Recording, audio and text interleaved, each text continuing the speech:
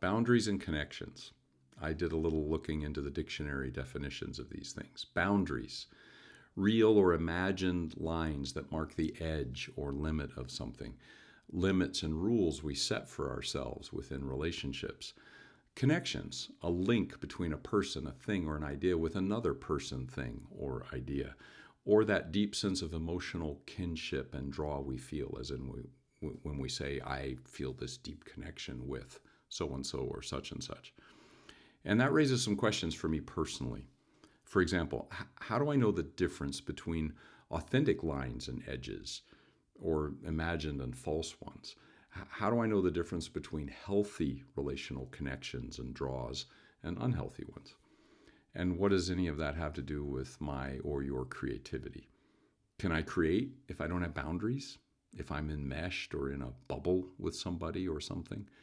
Can I create if I'm disconnected, drawing false borders between ideas and people and experiences? No to both of those, at least not if we're trying to create something authentic and from our authentic selves. So now what? Well, as we suggest a prompt or a practice for us as we get ready for the art share that's going to deal with boundaries and connections, here's some suggestions.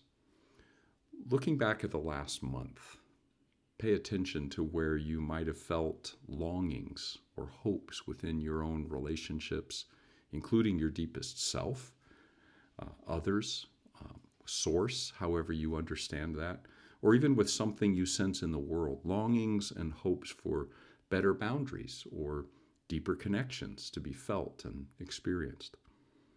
Are there boundaries that you wish weren't there, or perhaps that were there? Are there connections you wish were stronger or more apparent and felt?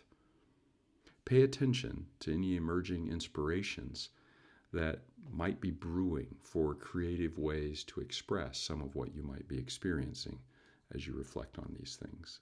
And I look forward to being able to share these things as part of our upcoming art share.